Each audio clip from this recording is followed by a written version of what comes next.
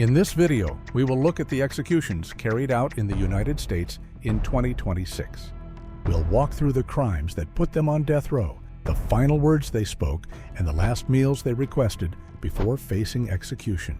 But before we start, let us know in the comments where you are watching this from. The first execution of 2026 took place on January 28th in Texas, and it came with a story that sounds like it belongs in a movie. A double murder, a death sentence, a jailbreak, and nearly 30 years on death row. In the summer of 1997, 27-year-old Chuck moved in with his 38-year-old girlfriend, Denise, and her household. What looked like a fresh start turned ugly fast. He punched holes in walls, refused to work, and one night grabbed and shook Denise while her co-worker, Lisa, watched through the doorway. When Lisa tried to call police afterward, she found the phone cord ripped from the wall. By spring of 1998, Denise had her own apartment and a new friend, a bartender named Darren, described by everyone who knew him as patient and well-liked. On the night of April 29th, Darren got word she was being threatened and drove over to help. He had no idea what he was walking into. Chuck showed up, saw Darren, and an argument exploded loud enough that a neighbor called the police. Deputy William Coker arrived, sized up the situation, ordered Chuck to leave, and followed him out. But this wasn't nearly the end of it. Around 6 a.m., Chuck came back with a 9mm handgun, kicked in the front door, walked into the bedroom, and fired 4 shots into Darren at close range. Darren was dead within seconds. Then Chuck turned to Denise, told her, "I can shoot you too, bitch," reloaded, and fired. The bullet entered through her cheek and nearly severed her tongue. She survived long enough to nod when Deputy Coker knelt beside her and asked if Chuck had shot her. She died in the hospital on May 6, 1998. At trial in 1999, his defense argued that the hospital's mistakes, not the bullet, had killed Denise. But the jury didn't buy it. Charles Victor Thompson was convicted of capital murder and sentenced to death. Years later, Chuck hid a fake ID badge and civilian clothes inside a legal binder, told guards he had an attorney meeting, slipped his cuffs, changed clothes, and bluffed his way past 4 security checkpoints using the badge before walking out the front door of a maximum security jail in broad daylight. A dragnet over Houston as police search for a convicted killer, a death row inmate who, they say, simply walked out of jail in Houston. How? Thompson smuggled street clothes that he wore for a court appearance back to his jail cell and then found a way to change in a booth like this one, a booth used for meetings between attorneys and inmates. He made it to Shreveport before police caught him 3 days later, drunk at a payphone outside a liquor store. He spent the next 20 years exhausting every appeal, until his execution was finally scheduled for January 28, 2026. Under Texas law, inmates can no longer request a special last meal. He was offered a meal from the day's prison menu that featured fried chicken, scrambled eggs, and other items. By 6 p.m., he was strapped to the gurney. In his final words, Chuck turned to the families of his victims and asked them to find it in their hearts to forgive him, saying he hoped they could begin to heal and move past this. "There are no winners in this situation," he said, after a spiritual advisor prayed over him for several minutes and just before the lethal dose of pentobarbital was administered. He told the witnesses that his execution creates more victims and traumatizes more people 28 years later. "I'm sorry for what I did. I'm sorry for what happened," he added. "And I want to tell all of y'all I love you and to keep Jesus in your life. Keep Jesus first." As the injection began to take effect, Chuck took a series of heavy breaths, then grew quiet and still. He was pronounced dead 22 minutes after the drug started flowing. Charles Victor Thompson was 55 years old. The next execution took place in February in Florida. On February 10, 2026, after spending more than 35 years on death row, Ronald Palmer Heath was executed by lethal injection. Ronnie was just 16 years old when he killed for the first time. His first victim was a man named Michael Lee Green. Ronnie stabbed him 23 times, crushed his skull, and burned his car. He was convicted of second-degree murder and sentenced to 30 years, of which he served only 10. And when he got out in 1988, everyone assumed he had learned his lesson. But he hadn't. 6 months after his release, Ronnie killed again. On the evening of May 23, 1989, 33-year-old traveling salesman Michael Sheridan walked into the Purple Porpoise Lounge near the University of Florida campus, already a few drinks in and feeling sociable. He struck up a conversation with two brothers, Kenneth and Ronald Heath, bought them drinks, and by the end of the night had paid the entire bar tab on his credit card. When Michael asked if anyone had marijuana, Ronnie saw something else entirely. A drunk man, alone, wearing gold chains, a watch, and a bracelet, who had just flashed his money. The three left together after midnight, with Ronnie driving to a remote dirt road in Alachua County. Once there, Kenneth pulled a handgun from under the seat and ordered Michael to hand over his wallet and jewelry. Michael looked at them in disbelief. "Y'all aren't serious, are you?" When he refused, Kenneth shot him in the chest. He stumbled backward and sat down on the ground, clutching his wound, and he said that it hurt. Michael fell to the ground, clutching the wound, and Ronnie walked over, kicking him repeatedly as he lay wounded, and stripped him of everything he could find. But he couldn't find a bracelet he had noticed earlier. Frustrated, Ronald walked back to the car, and when he returned, he was holding a hunting knife, stabbed him in the neck, tried to cut his throat, and when the knife wasn't sharp enough, he turned to his brother and ordered him to shoot Michael in the head. Kenneth fired twice and Michael died in the dirt, all for a watch, some chains, and a wallet. The brothers dumped the body deeper in the woods, drove Michael's rental car to another remote road, cut the gas line, and set it on fire. The next morning, they went to the mall and spent the day shopping with his stolen credit cards. Michael's body turned up 6 days later in an advanced state of decomposition. Investigators traced the credit card purchases to the brothers, and when police searched Ronnie's trailer in Georgia, they found stolen goods and Michael's watch still on the premises. Kenneth took a deal and testified against his brother. He remains in prison to this day. Ronnie went to trial in 1990, and the jury found him guilty of first-degree murder and sentenced him to death. During sentencing, they heard that Ronnie had a prior second-degree murder conviction at age 16, had spent a decade in prison, and had committed this crime just 6 months after his release. And in 2026, his time was up. On February 10th, Ronnie's final day came. He woke up at 5:07 a.m. in his cell at Florida State Prison. In nearly every letter he wrote while on death watch, Ronnie asked the same thing: "Please look after my mother."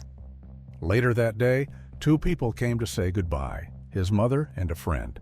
He did not meet with a spiritual advisor, and when officials offered him a special last meal, he declined. After 35 years on death row, Ronnie ate the same standard tray as every other inmate. At 6 p.m., the curtain to the execution chamber went up. Ronnie was already strapped to the gurney, an IV line inserted in his arm. The warden asked if he had any final words. Ronnie looked up and said, "I'm sorry, that's all I can say. Thank you." 35 years, and that was all he had. As the drugs began flowing, Ronnie showed little reaction. He closed his eyes, his breathing slowed, and then he was still. About 8 minutes later, a medic was called in.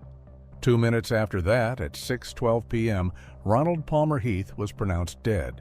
He was 64 years old. Just 2 days later, the next execution was carried out, this time in Oklahoma. On February 12, 2026, after spending more than 18 years on death row, Kendrick Simpson was executed by lethal injection in Oklahoma. But the reason he ended up like this? Someone said something about his hat. That's all it took. A passing comment about a Chicago Cubs baseball cap inside a hip-hop club in Oklahoma City. By the end of that night, 2 men were dead, shot with an AK-47 on a highway, and a third barely survived. On the evening of January 15, 2006, 26-year-old Kendrick Simpson and 2 friends headed to Fritzy's, a hip-hop club in Oklahoma City. Before leaving, Kendrick stopped at his house and grabbed an AK-47. After hours of drinking and drug use at a house party, the three arrived at the club after midnight, took ecstasy, and got drinks. As Kendrick moved through the crowd, he passed three men he didn't know: London Johnson, Anthony Jones, and Glenn Palmer, close friends since childhood. One of them made a passing comment about Kendrick's Chicago Cubs cap. And that's all it took. He approached the three men and told them he was going to chop them up, street slang for shooting them with an AK-47. Moments later, he walked up to Glenn, extended his hand, and said, "We cool?" Glenn hit him in the mouth and knocked him to the floor. Kendrick left the club with his friends and ended up at a 7-Eleven on Northwest 23rd Street. When the Chevy Caprice carrying London, Anthony, and Glenn pulled into the lot, Kendrick told Jonathan to follow them. As they drove, he reached into the back seat for the rifle. When Glenn exited onto Pennsylvania Avenue, Jonathan pulled alongside the Caprice, and Kendrick pointed the assault rifle out the window and fired roughly 20 rounds. Glenn was shot in the chest. Anthony took rounds to the head and torso, and London dropped to the floor and survived. The Caprice jumped a curb, hit an electric pole, and came to a stop. By the time paramedics arrived, Glenn and Anthony were dead. Back in the Monte Carlo, Kendrick said, "I'm a monster, I just shot the car up." But then he added, "They shouldn't play with me like that." The three drove to a friend's house, dropped the gun, switched cars, and went to meet girls from the club. Police quickly identified Kendrick as the shooter. His two friends pleaded guilty and each served 6 years. Kendrick went to trial in 2007, where prosecutors made clear from the start they were seeking death. The jury found him guilty on both murders and voted unanimously for death. On February 12, 2026, his final day came. For his last meal, Kendrick requested a bacon cheeseburger, large onion rings, and a strawberry milkshake. Just before 10 a.m., he was strapped to the gurney. When asked for his final words, he looked at the people who had come to support him and said, "Love y'all. Thanks for being here to support me. That's it." He didn't say anything about Glenn, he didn't say anything about Anthony, and he didn't say a word to their families. His spiritual advisor began reading from the Bible. Kendrick closed his eyes. Then he opened them one last time, looked at his supporters, smiled, and gave them a thumbs up. He was given a 3-drug lethal injection. The first, a sedative. The second, to stop his breathing. And the third, to stop his heart. By 10:12, he was unconscious. 2 tears fell from his left eye and rolled over the 2 teardrop tattoos on his cheek. He was pronounced dead at 10:19 a.m. Kendrick Antonio Simpson was 45 years old. The last execution of the month took place on February 24th. After spending almost 40 years on death row, Melvin Trotter was executed by lethal injection in Florida. But the reason he ended up there? $100. He walked into a 70-year-old woman's grocery store, left her for dead on the floor of her own shop, and walked out with $100 and some food stamps. But the woman he left behind? She wasn't dead. And the one mistake he made walking through that door? It was right there on his chest the entire time. On the afternoon of June 16, 1986, 70-year-old Virgie Langford was alone in Langford's grocery store in Palmetto, Florida, after the last customer had gone. Outside, 25-year-old Melvin Trotter had been waiting for exactly that moment. Already on supervised release for a prior robbery and burglary conviction, broke and addicted, he walked in wearing a Tropicana employee badge with his own first name on it. He grabbed Virgie by the neck, forced her toward the back, took a 16-inch butcher knife from the store itself, and stabbed her 7 times, cutting 8 inches deep into her abdomen. Then he walked to the register, emptied it, and left. He spent the rest of the afternoon at his mother's house, smoking crack with a woman named Eleonora, who later testified he had money and food stamps tied in a red bandana and told her he got them for doing a job. A truck driver found Virgie on the floor, and she was rushed into emergency surgery. Conscious long enough to speak, she described her attacker to police, including the Tropicana badge with the name Melvin on it. She died of cardiac arrest hours later. Investigators matched a bloody T-shirt found at Melvin's home to Virgie's blood type and lifted his handprint from the store's meat cooler. He was arrested and charged with first-degree murder, robbery with a deadly weapon, and burglary. The jury found him guilty on all counts and recommended death 9-3, and the judge agreed.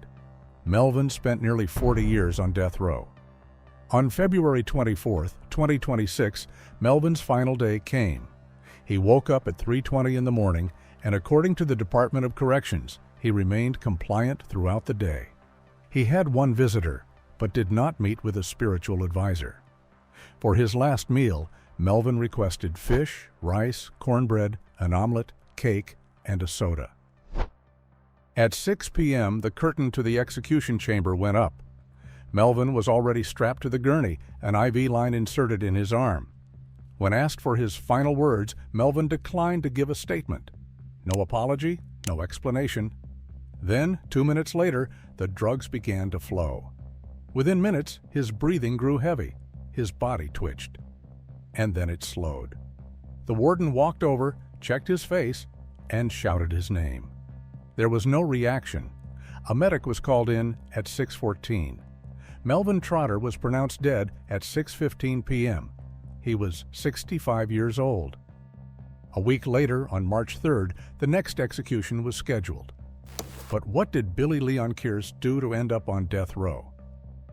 On the night of January 18, 1991, 29-year-old Sergeant Danny Parrish pulled over a blue Monte Carlo, driving the wrong way down a one-way street in Fort Pierce, Florida. Behind the wheel was 18-year-old Billy Leon Kearse, no license, and on probation for burglary. For 18 minutes, Billy cycled through fake names while Danny patiently radioed dispatch, checking each one. When Danny finally told him he was under arrest and approached with handcuffs, Billy panicked and a struggle broke out. Danny was reaching for his holster when Billy grabbed the gun. He pulled the trigger once, then twice, then kept firing. Witnesses watched Danny crawl across the street before Billy stood over him and fired 6 more rounds. "Come on, man, don't do it. Don't do it," were Danny's last words. Billy fired 13 of the 16 rounds in the magazine. 9 struck Danny's body. He was pronounced dead at the hospital. 3 minutes had passed between his last radio check-in and a stranger calling in his death. Billy drove back to a nearby house, smoked a cigarette, and buried the gun in the backyard. Police traced the Monte Carlo within hours and arrested him. When asked why he did it, Billy said, "It was him or me."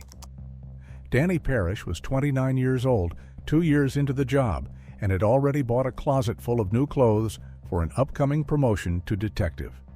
The tags were still on them when he was killed. At trial in October 1991, the jury found Billy guilty of first-degree murder and robbery with a firearm and voted 11-1 to recommend death. He was sentenced to death by electric chair at just 19 years old. Over the next 3 decades, Billy filed appeal after appeal. All were rejected, and in 2026, his execution was scheduled. On March 3rd, Billy's final day came. That morning, he woke up at 6:30 a.m. He declined a final meal. He spent part of the day with a spiritual advisor, but received no other visitors. Throughout the day, officials described him as calm and compliant. Late in the afternoon, Billy was transferred to the execution chamber. At 6 p.m., the curtain to the witness room opened. Billy was already strapped to the gurney, with IV lines placed in both arms. When asked if he had any final words, Billy spoke. He looked at those witnessing his execution and said, "To his family, I sincerely apologize for what I've done. There is no way I can ever repay that with this death. It will never repay that. And in turn, I pray that my Father would give me strength to ask their forgiveness so I can go on my journey. All I can do is ask for their forgiveness to give you peace and resolve. Thank you." Then the injection began. He took a few slow breaths as the drugs took effect. Within minutes, his breathing gradually slowed and then ceased. After the required medical checks were completed and no response was observed, he was pronounced dead at 6:24 p.m. Billy Leon Kearse was 53 years old. The next week, Texas executed their second inmate, of 2026. But what did this man do to end up on death row? On March 11, 2026, after more than 12 years on death row, Cedric Allen Ricks was executed by lethal injection for the murders of his girlfriend and her 8-year-old son. But what most people don't know is that the day before the killings, Cedric had been in a Tarrant County courtroom facing assault charges for strangling that same girlfriend 6 months earlier. He knew the charges were going to stick this time. He knew the relationship was over. And 24 hours later, Roxanne Sanchez and her son Anthony were dead on the living room floor, stabbed repeatedly while her 2 other children watched. One of those children, 12-year-old Marcus, survived 25 stab wounds by imitating the sound of his little brother dying. This is what happened.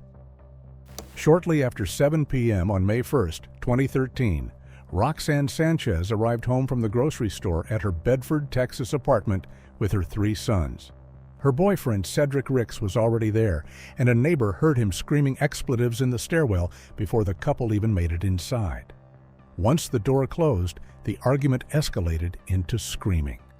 When 12-year-old Marcus and 8-year-old Anthony ran to the living room, they found Cedric and Roxanne hitting each other. They tried to get between them. Cedric shoved Marcus down and kept going. Then he walked to the kitchen, opened a drawer, and pulled out a knife. He stabbed Roxanne repeatedly as she fought to protect herself. Marcus ran to a bedroom closet to call police. Cedric followed, ripped the door open, and Marcus dropped the phone. He grabbed at the knife blade to stop him, and it sliced deep into his hand.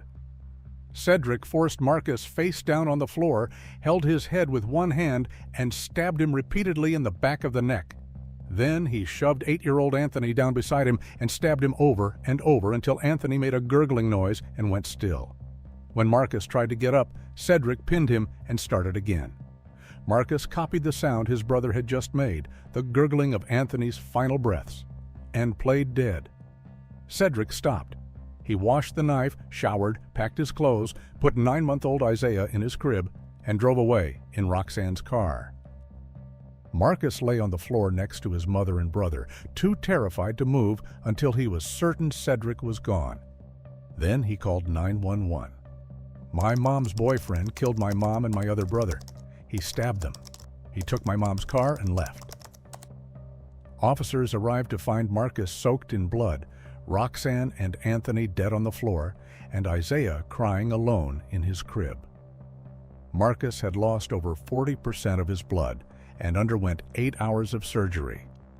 Cedric had been arrested for domestic violence at least 5 times before this, and the day before the murders, he'd been in court on charges for strangling Roxanne 6 months earlier. He knew the relationship was over, and the legal system was closing in. After the killings, he fled to Oklahoma and was arrested without incident.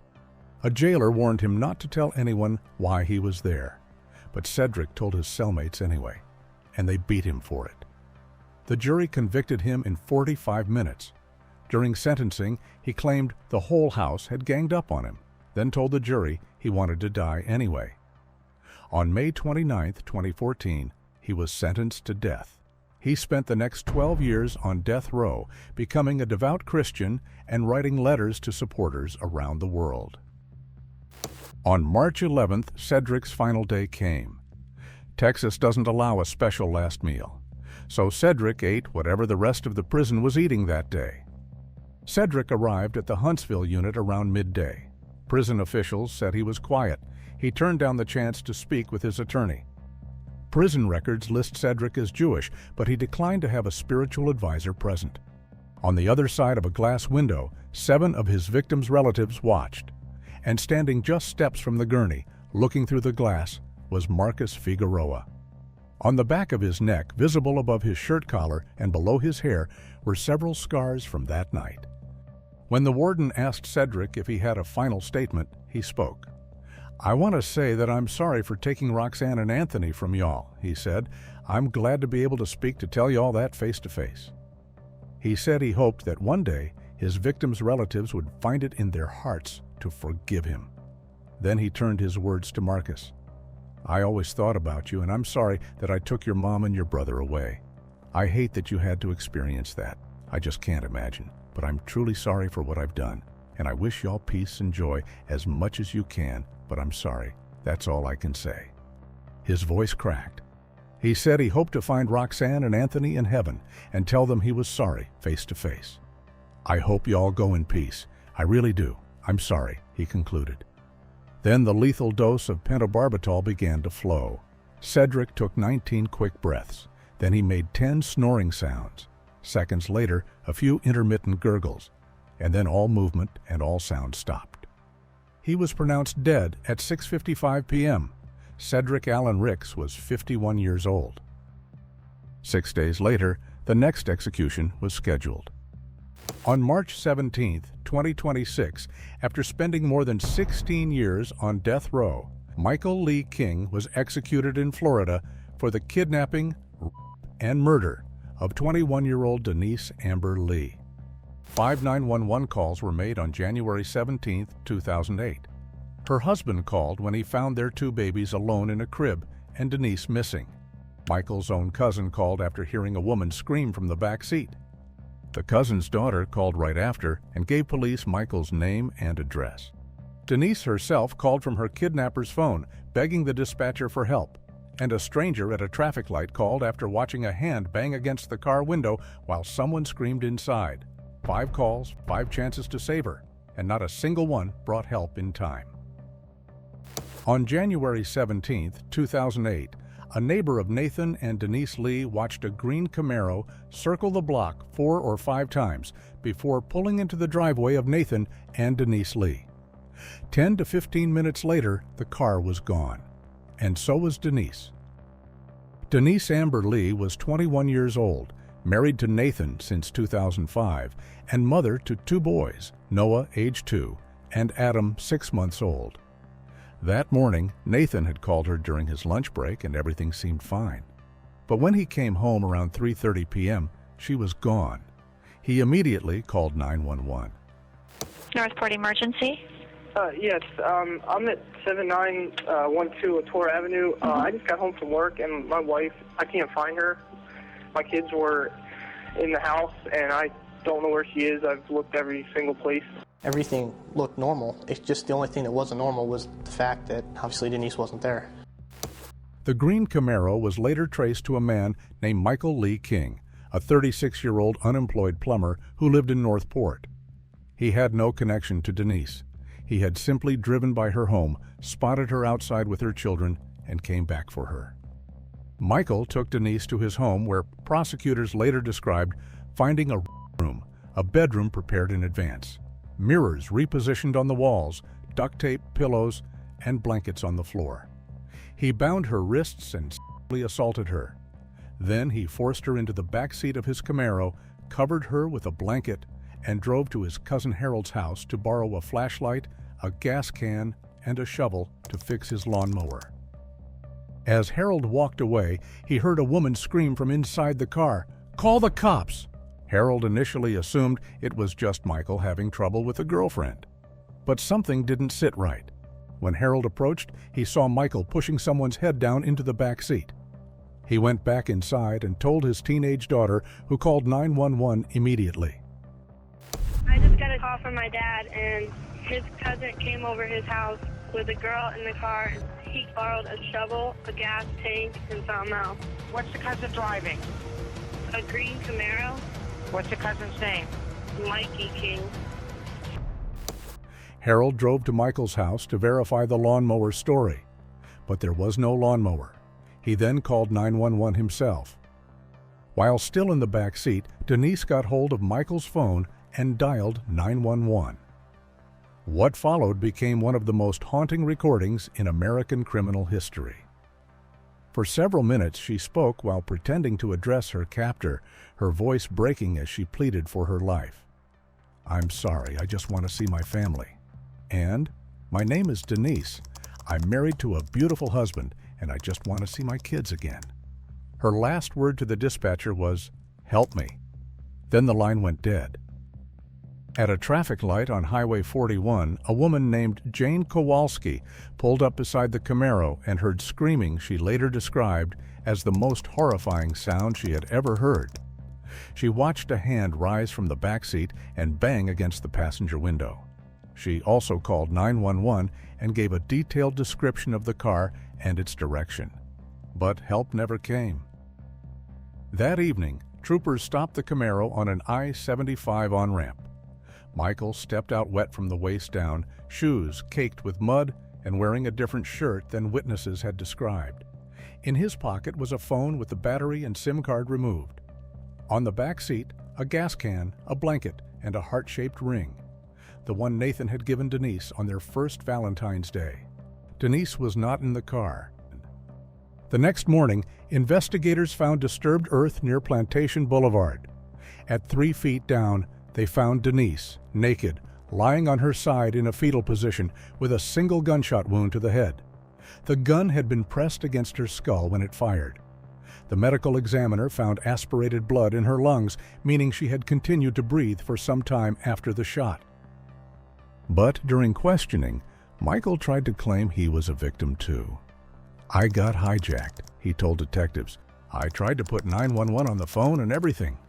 But the police didn't believe a word of it. Michael went to trial in August 2009 and pleaded not guilty. But the jury convicted him in just over 2 hours. Michael spent 16 years on death row until Ron DeSantis signed his death warrant. His execution was scheduled for March 17, 2026. That morning, Michael woke up at 3:50 a.m. He had one visitor and spent time with his spiritual advisor. For his final meal, Michael requested a pizza, ice cream, and a soda. At 6 p.m., the curtain to the execution chamber went up. A clergy member stood at the foot of the gurney beside him. About a minute later, Michael gave his final statement. His words were barely audible. He said, "Since finding Jesus in prison, I have tried to live as his disciple, obeying the 2 great commandments: to love God with all my heart, my mind, and all my being, and to love my neighbor, to include everyone. My family, Denise Lee's family, everyone in the gallery, and the execution team." He did not apologize, and he did not ask for forgiveness. Then the drugs began to flow. Michael started breathing heavily. His arms began to shake and his body twitched. A few minutes later, all movement stopped.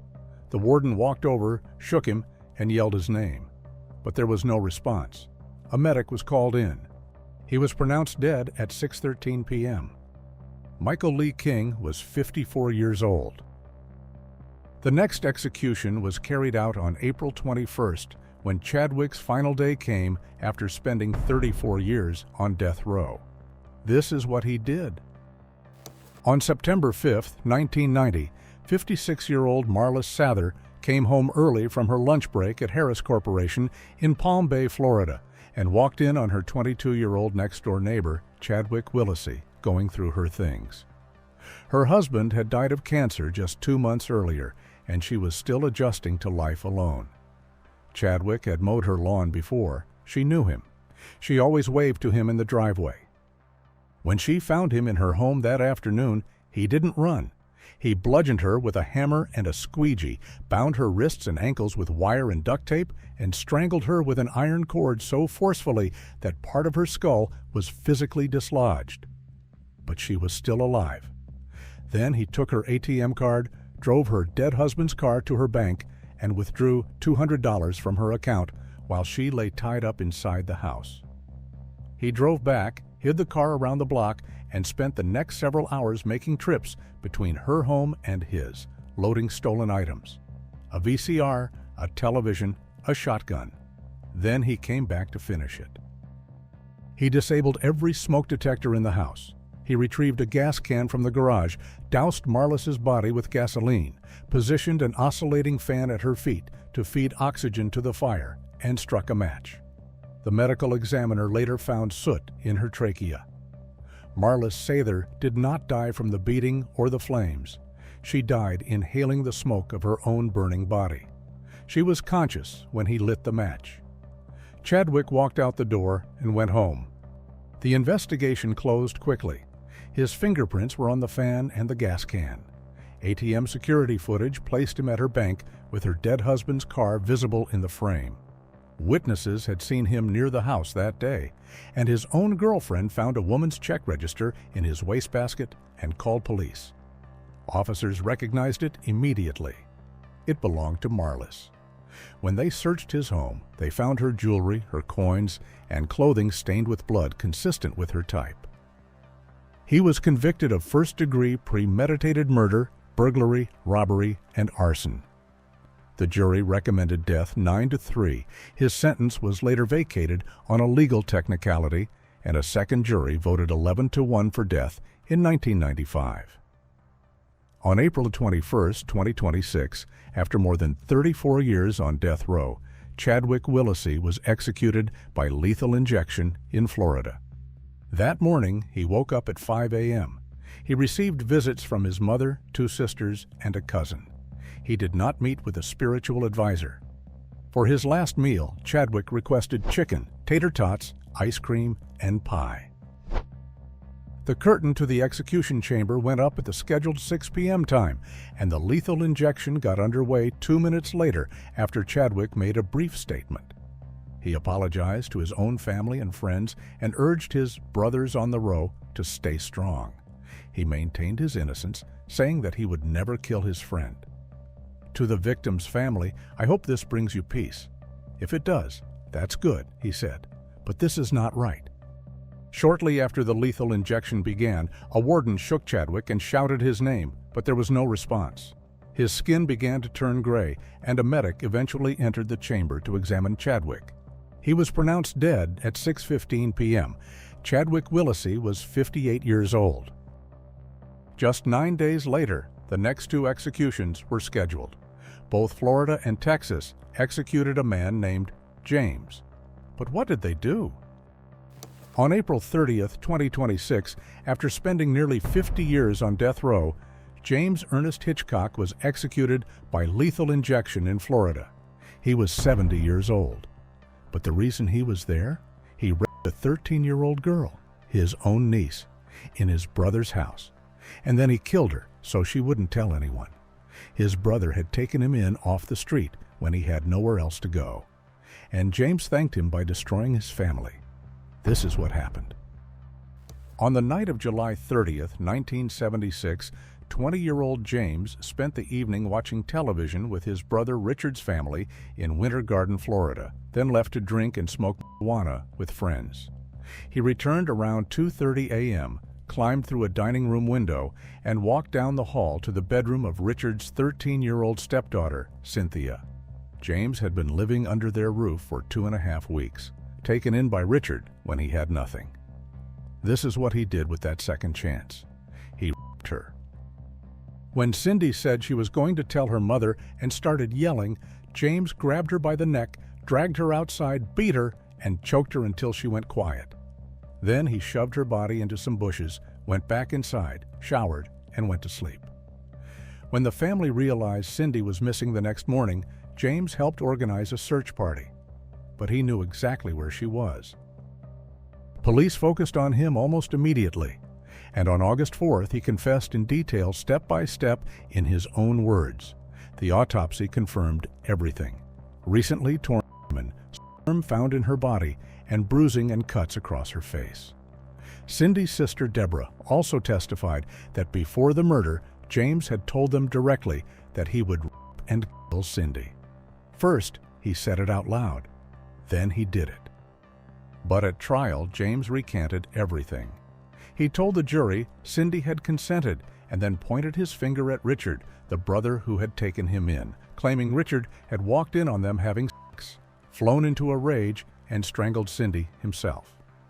James said he only confessed to protect him. The jury had his original detailed confession, physical evidence that matched it precisely, and a letter James had written to his own mother from jail admitting to the killing. They deliberated less than 2 hours and found him guilty. The vote for death was 7-5. On February 11, 1977, James Hitchcock was sentenced to die in the electric chair. But at this point, nobody knew it would take nearly 50 years to carry out this sentence. 4 separate juries heard the case across 1977, 1988, 1993, and 1996. Every single time, the answer was death. And every single time, James maintained the same story: that Richard did it, and that he was only guilty of the sex. As if raping a 13-year-old child is the lesser thing he was willing to admit to.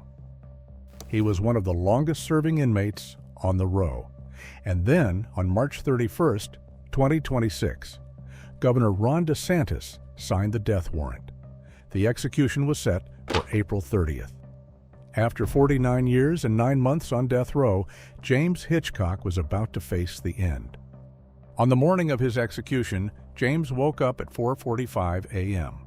According to a prison spokesman, he was compliant throughout the day. He met with a cousin, but not with a spiritual advisor. For his last meal, James Hitchcock had chicken, salad, ice cream, pie, and a soda. At the end of the day, he was brought into the execution chamber, where the curtain went up at 6 p.m. James Hitchcock lay strapped to a gurney with 2 IV lines inserted into his arms. He was asked if he had any final words. He said, "Just to say goodbye to my friend, Joshua. Thanks for all you've done."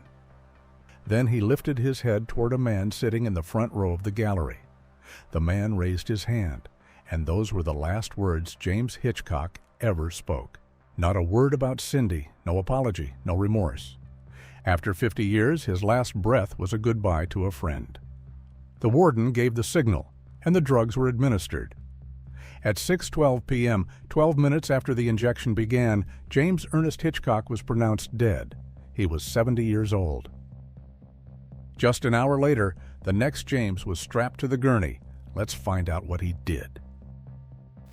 On April 30th, 2026, after spending more than 16 years on death row, James Garfield Broadnax was executed by lethal injection in Texas for the murders of 2 music producers outside their recording studio in Garland. On June 19, 2008, just after 1 a.m., a man cycling home from work in Garland, Texas, spotted 2 bodies lying in the road near a small recording studio.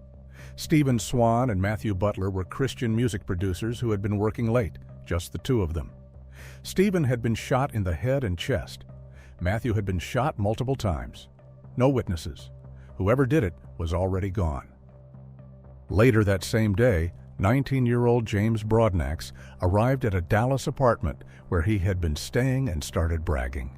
He told everyone in the room he had just hit a lick, pulled out Stephen's driver's license, and showed it around like a trophy.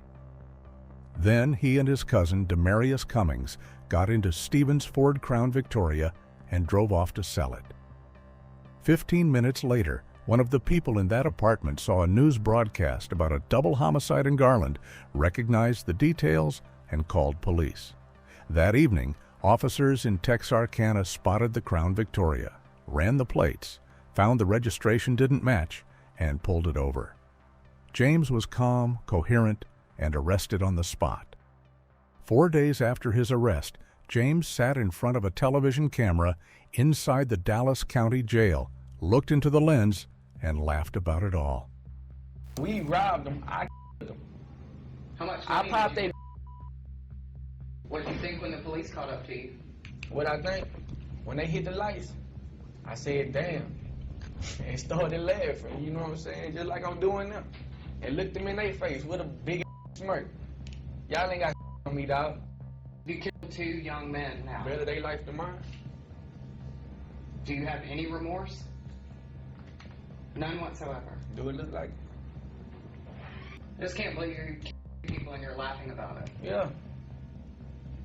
Just like when they stick that damn on them, they gonna laugh at me. Look at that dumb motherfucker. You know how y'all is, dog. Fuck. Just like I said. Fuck family too. Both of them. Then he told the reporter he hoped the state would give him the death penalty, and Texas took him up on that offer. At trial in 2009, the defense argued James had been high on PCP during the murders and remained under the influence when he gave the televised confession, making his words unreliable. The state dismantled it witness by witness. The arresting officer said James was lucid. The reporters who interviewed him described him as sharp and articulate. The jail nurse found no signs of intoxication. The jury had watched the interview themselves. They convicted James Garfield Broadnax of capital murder and sentenced him to death. His cousin Demarius received life without parole under Texas's law of parties. For 16 years, James's appeals went nowhere. Then, 42 days before his execution, his attorneys filed a new appeal with a sworn declaration from Demarius, now claiming James had not been the shooter. The appeal also noted that Demarius's DNA had been found on the grip and trigger of the murder weapon, while James's had not. The victims' families were not moved. Matthew's mother called the cousin's new statement a Hail Mary and all a lie. The Texas Court of Criminal Appeals denied the appeal. 2 weeks before the execution, James married Tiana Krasnicki, a 31-year-old British master's student in international human rights law, who had first written to him while researching racial bias in Texas death penalty cases. The ceremony lasted 20 minutes, took place behind glass, and involved no physical contact. Texas does not allow contact visits with death row inmates. She had never touched him, not once. When asked what her family thought about her leaving her country and her daughter to marry a death row inmate, she said, "No one's happy." On the morning of April 30th, James Broadnax was transferred from the Polunsky unit in Livingston to the Walls unit in Huntsville, where Texas carries out its executions. He spent his final hours in a holding cell next to the execution chamber. Shortly after 6 p.m., he was brought into the execution chamber and strapped to the gurney. An IV line was inserted into his arm. Witnesses were brought into the viewing room, including his wife Tiana, who had married him behind glass just 16 days earlier. He was asked if he had a final statement. He looked at the witnesses and spoke.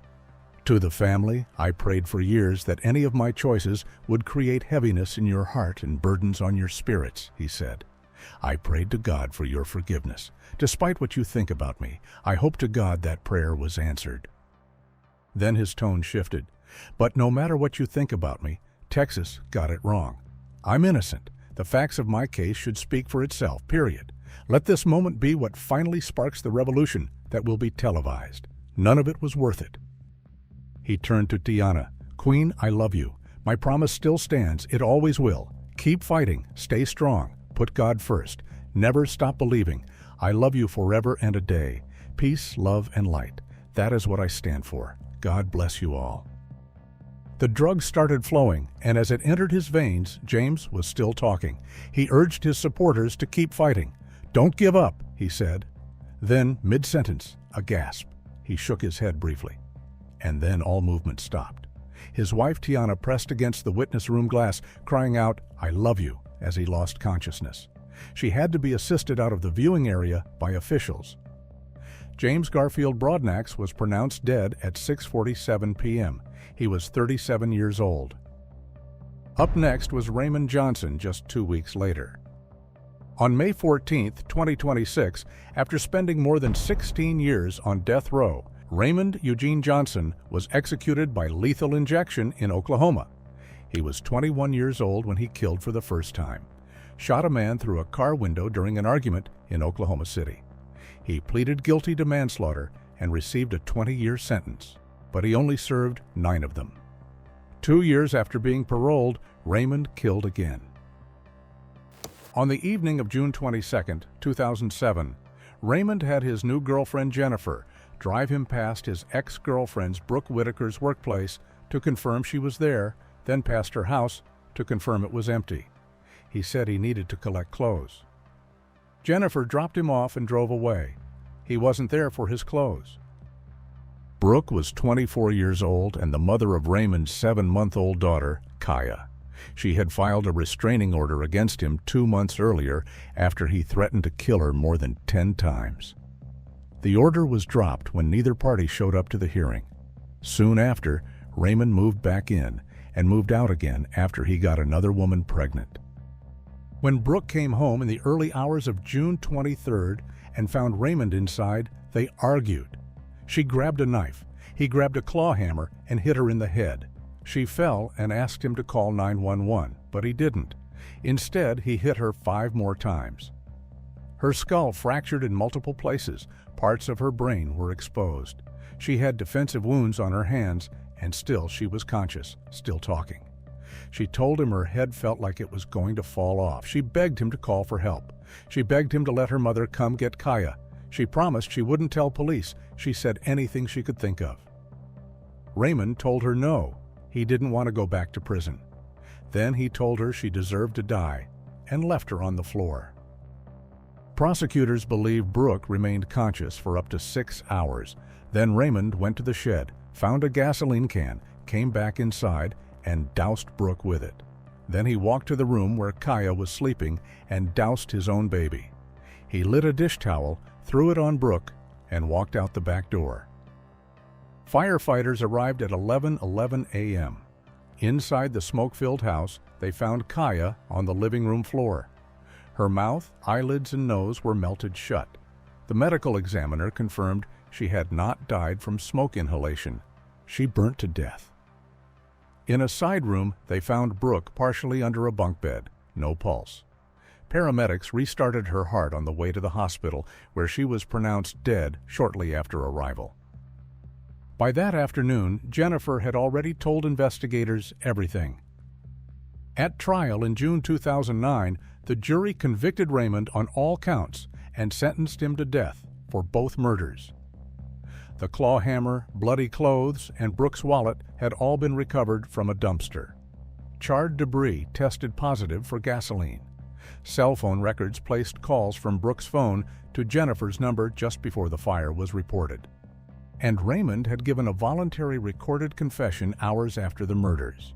He told detectives he had hit Brooke 5 times with the hammer. Prosecutors told the jury the real number was closer to 24.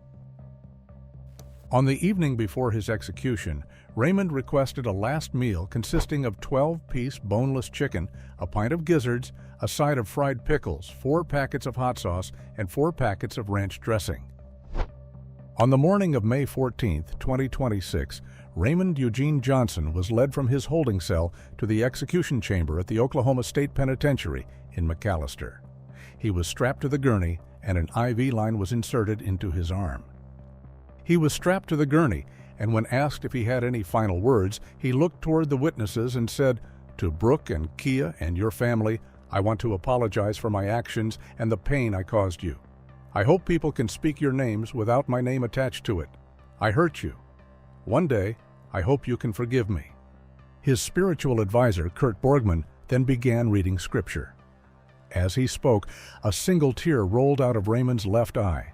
Prison officials began administering the 3-drug injection at 10 a.m. A doctor declared him unconscious about 6 minutes later. Raymond was pronounced dead at 10:12 a.m. He was 52 years old. He had spent more than 16 years on death row. That very same day, Texas also carried out an execution. Let's find out what he did. On May 14, 2026, Edward Lee Busby became the 600th person executed by the state of Texas. But the crime that put him on that gurney inside the Huntsville unit started in a parking lot 22 years earlier. On the morning of January 30, 2004, 77-year-old Laura Lee Crane drove to the Tom Thumb grocery store near her home in Fort Worth, Texas. It was a regular Friday shopping day. While she sat in her car in the parking lot, Edward walked up and opened her driver's side door. He said 2 words, "Slide over." A woman named Kitty climbed into the back seat. Laura complied, turned to Kitty and said, "Hi, darling." Then she turned to Edward and asked what his mother would say if she knew he was doing this. They stopped at a gas station and used Laura's ATM card. Then Edward opened the trunk and told her to get in. They drove north on Interstate 35 through Texas toward Oklahoma, stopping at stores along the way. At one of them, Kitty bought a roll of duct tape. They drove around looking for crack cocaine.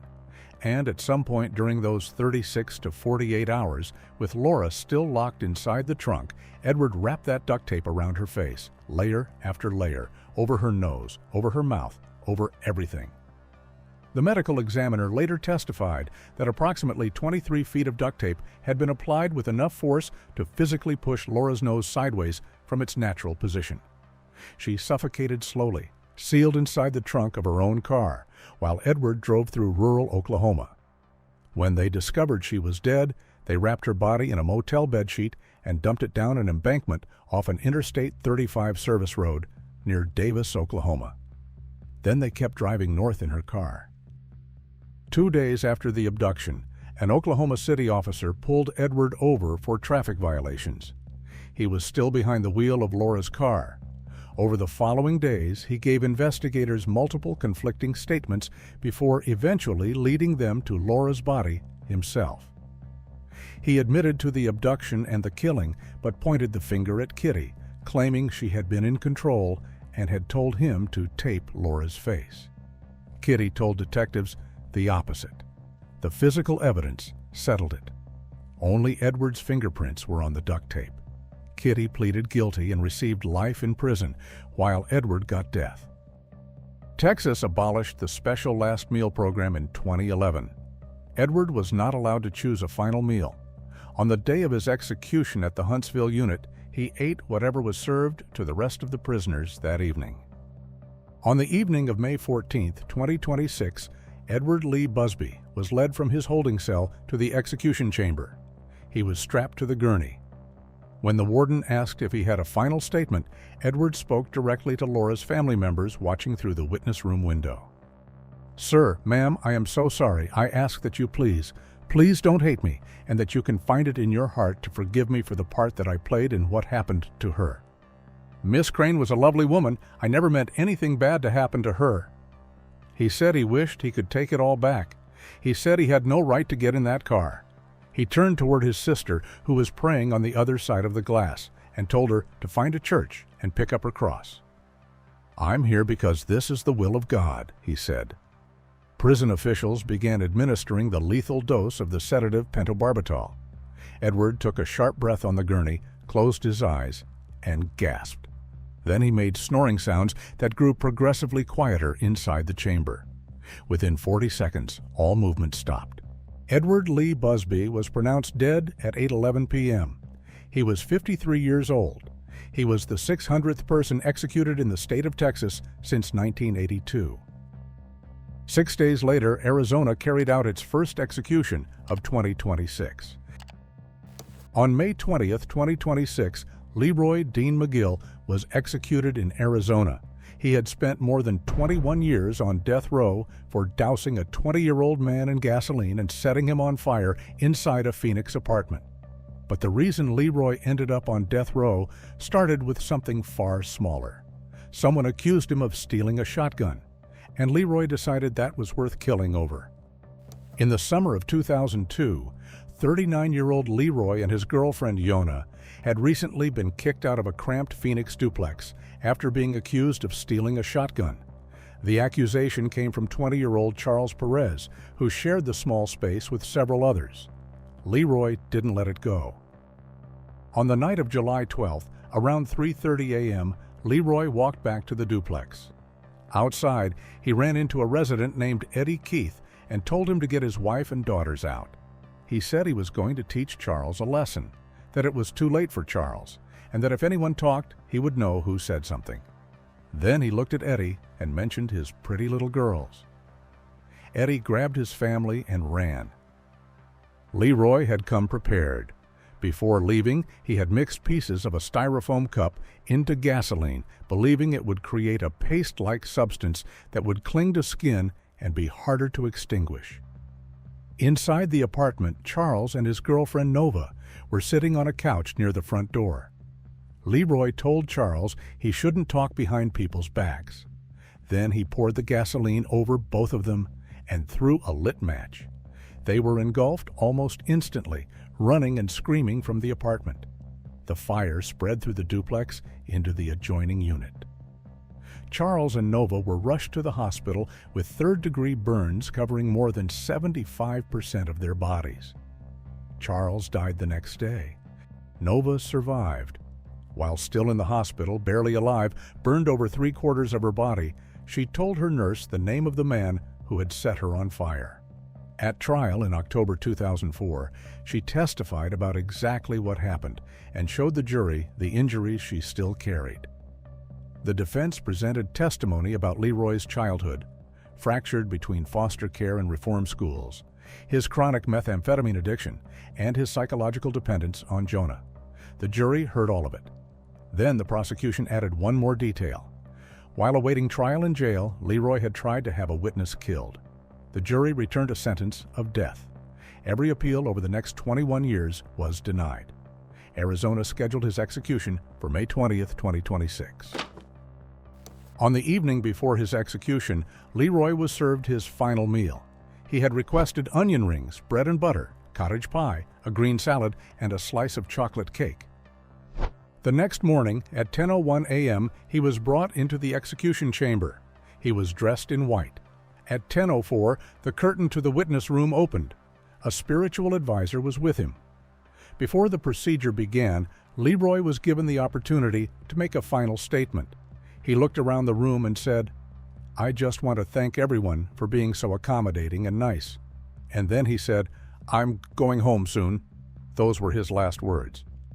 At 10:14, the drugs were administered. Leroy showed no resistance. He took a few heavy breaths and made short snoring sounds. And then he went still.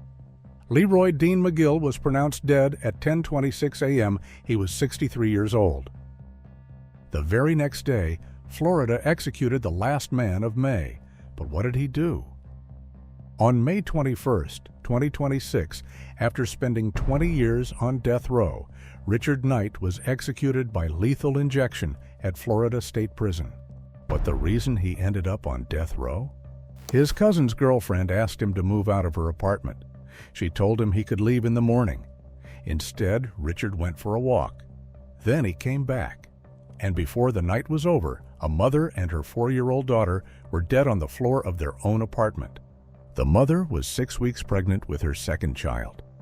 In the summer of 2000, Richard was living in a Broward County apartment with his cousin Hans, Hans's girlfriend Odessia, and her 4-year-old daughter Hanessia. On the night of June 27th, Hans was out. That left Richard alone with Odessia and Hanessia when Odessia told him she was done supporting him, and he needed to leave in the morning. Richard left and went for a walk. When he came back angrier, he went to the kitchen, got a knife, and returned to the master bedroom, where Odessia was on one side of the bed and Hanessia on the other. He stabbed Odessia repeatedly until she stopped defending herself and curled into a fetal position. Then he turned to the other side of the bed and began stabbing Hanessia. The knife broke mid-attack. He went back to the kitchen for another one. When Richard came back, both women had tried to crawl away. Hanessia made it to the closet door, while Odessia had dragged herself all the way to the front of the apartment. Richard rolled her over and continued stabbing. Then he showered, changed into dress clothes, and started wiping down the knives. That is when police knocked. He did not open. He climbed out the bedroom window. But the upstairs neighbor had heard everything and called 911. When officers shined a flashlight through the window, the apartment was covered in blood. And on the other side of the building, they found a man in dress shoes, visibly wet, with fresh cuts on his hands and blood on his shirt. He said he had been jogging. It took 6 years before Richard Knight stood trial. There, a jailhouse acquaintance testified that Richard had described the entire night in detail. The argument, the walk, the return, the knives, the shower, the police at the door, and the climb out the window. His DNA was found under Odessia's fingernails. His blood was on the knives, the clothes he had hidden under the sink, and the shower curtain. Both victims' blood was on the clothes he had been wearing when arrested. The jury convicted him on both counts and unanimously recommended death. On May 21st, after spending 20 years on death row, his final day came. Richard woke up at 4:40 in the morning on the day of his execution. He remained compliant throughout the day. He was allowed to request a special last meal, but he declined. He did not meet with any visitors. He did not ask for a spiritual advisor, and nobody came to see him.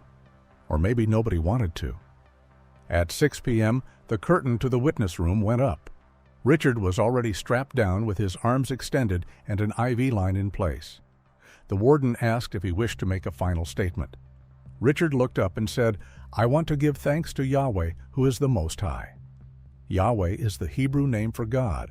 Those were his last words. He did not mention Odessia. He did not mention Hanessia.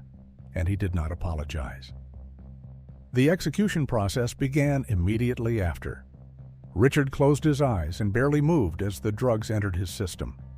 After about 10 minutes, a medic was called into the room. He was pronounced dead at 6:13 p.m. Richard Knight was 47 years old.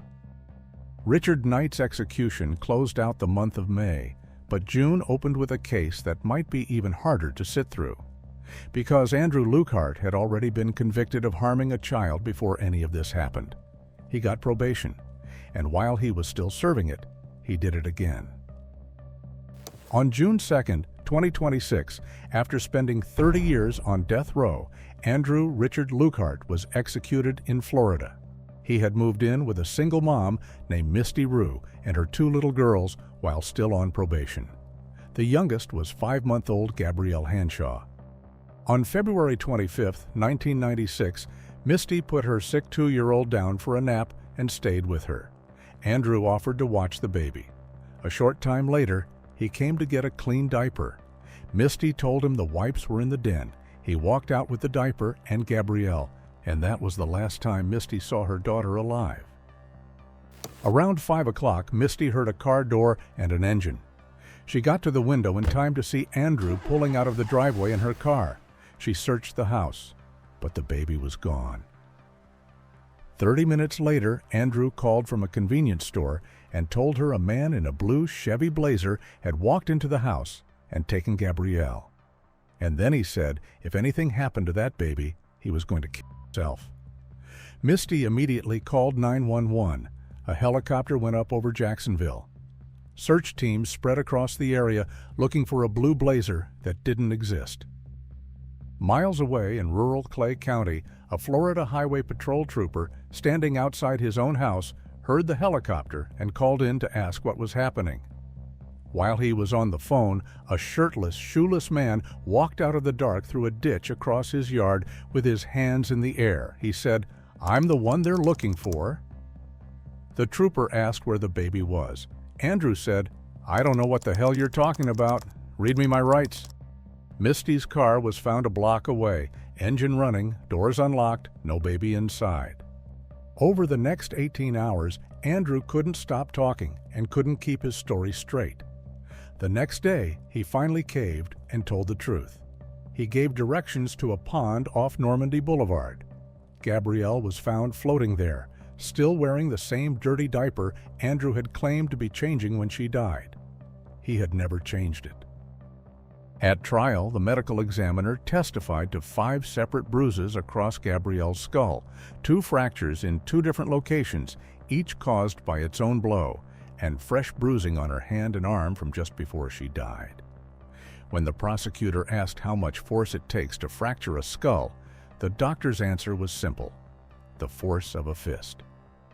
Andrew took the stand and admitted he was over 6 foot inch and weighed 225 pounds. He said the baby kept pushing herself up on her elbows, and he used force to push her back down, over and over, until she stopped moving. He admitted he had lied in every version he gave before that one. When asked why he did any of it, he said this: "I felt bad. I felt guilty. I got scared, and I started to panic, and I ran outside and threw the diaper away and jumped in the car and started up and left." The jury deliberated for an hour and a half and came back with guilty verdicts on both counts. At sentencing, the jury heard about the first baby for the first time. Everything he had done before Gabrielle. The shaking, the broken bones, the seizures, the lasting damage to her vision, the guilty plea, and the fact that on the day Gabrielle died, he was still on probation for it. They voted 9-3 for death. By a vote of 9-3, advise and recommend to the court that it impose the death penalty upon Andrew Richard Lukehart. 30 years later, Andrew's lawyers filed a final appeal. They argued his kidney disease would cause the lethal injection chemicals to burn through his lungs, leaving him conscious and suffocating. That the man who did all these horrible things should not have to feel pain when he dies. The Florida Supreme Court denied it. On June 2nd, at Florida State Prison, his final day came. Andrew woke up at 5:15 that morning, his last morning. According to a Department of Corrections spokesman, he was calm and compliant from the moment he opened his eyes. He was allowed to request a final meal, but he declined. He had no visitors. Not a single person came to see him. The only one he met with was a spiritual advisor. The man who once looked into a camera and said he was right with God spent his final hours with a man of God. At 6 o'clock that evening, the curtain of the execution chamber went up. Andrew was already strapped to the table, an IV in his arm. A priest sat at the foot of the gurney, praying over him as he lay there. The warden asked Andrew if he had any final words. Andrew raised his head. He looked at the front row of the viewing area, where Misty was sitting, and he said, "I'm sorry." Then he recited a Bible verse, Luke chapter 23, verse 34. "Father, forgive them, for they know not what they do." It's what Jesus Christ said while he was being crucified. The drugs began to flow. Andrew lost consciousness almost immediately. A few minutes in, the warden shook him and shouted his name. There was no reaction. A medic was called in to check his vitals, and at 6:19 p.m., Andrew Richard Lukehart was pronounced dead. He was 53 years old. Andrew got to turn 53. Gabrielle never made it past 5 months. 2 weeks later, Florida executed the next man of 2026. But how did Dusty Spencer end up on death row? On the morning of January 18, 1992, Dusty drove to his estranged wife, Karen Spencer's house in Orange County, Florida. He parked down the street so his car wouldn't be seen, put on clear plastic gloves, and slipped a steak knife into his pocket. His blood alcohol level would later come back at 0. This was not a man in a rage. This was a plan. And it wasn't the first time he'd come after her. In the weeks before, he had choked her, beaten her, threatened to kill her from a jail cell the morning after his arrest, and attacked both Karen and her 18-year-old son Timothy with a clothes iron, putting them both in the hospital. Karen had asked him to leave 3 separate times, but he kept coming back, and each time it got worse. That final morning, Timothy woke up to the sound of the attack, grabbed a rifle from his mother's bedroom, and ran outside. In the backyard, he found Dusty on top of Karen, hitting her in the head with a brick, blood already covering her face. Timothy aimed the rifle and pulled the trigger. It misfired. He swung it like a bat and cracked it across Dusty's skull hard enough to shatter the weapon. But Dusty did not stop. He stabbed Karen 4 or 5 times in the chest, slashed her face and neck, and slammed the back of her head into a concrete wall. The medical examiner confirmed she had been alive and conscious for every wound on her body. Dusty was arrested that same day. But Dusty wasn't always the man investigators would come to know that day. Before he became a killer, Dusty was a United States Marine. He served as a lance corporal, trained as a rescue diver, and participated in rescue missions in the Philippines, where his job was pulling people out of the water and keeping them alive. That matters because years later he would tell a friend over beers that he wanted to take his wife out on the boat and throw her overboard. The man who once saved lives in the ocean wanted to use it to take one. A jury convicted him of first-degree murder and recommended death by a vote of 7-5. The judge agreed, calling the murder especially heinous, atrocious, and cruel. Over the next 31 years, Dusty appealed to the Florida Supreme Court, the federal courts, and all the way to the United States Supreme Court. Every appeal was denied. By the time his execution date arrived, Dusty was 74 with liver disease and failing health. His spiritual advisor, Reverend Jeff Hood, called it a nursing home execution. He said Dusty's skin was so old and frail it would need to be pulled tight just to run the IV. He argued there was already a death moving toward Dusty that the state did not need to rush, and that they should let it come on its own time. That he understood that Karen's family would want to see Dusty executed, but that the real way to honor her memory was to quit killing people. In the days before his execution, Dusty sent a message through his advisor. "I want the people of Florida to know that I love God. I'm sorry for what I did, and no matter what happens, I'm going to be okay." And then, on June 25th, 2026, his time finally ran out. That morning, Dusty woke up at 5:30 in his cell at Florida State Prison. According to a spokesman, he remained calm and compliant throughout the day. He got a visit from his spiritual advisor, and for his final meal, he requested a pizza, French fries, and a milkshake. At 6 p.m., the curtain to the death chamber went up. Dusty was already strapped to a metal table with an IV in his arm. His spiritual advisor sat at the foot of the gurney. When the warden asked if he had any last words, Dusty said, Sorry to the family. Into thy hands I commit my spirit and my soul. I'm on my way, Lord, I'm on my way. Amen." Immediately after his statement, the lethal drugs began flowing. After a few minutes of labored breathing, Dusty stopped moving. The warden shook him and shouted his name several times, but there was no response. A medic was called in to check his vital signs, and Dusty Ray Spencer was pronounced dead at 6:10 p.m. He was 74 years old and had spent more than half his life on death row. This concludes all executions carried out in the first half of 2026. Subscribe if you want to see more cases like these, and tell us in the comments which case is still sitting in your head right now.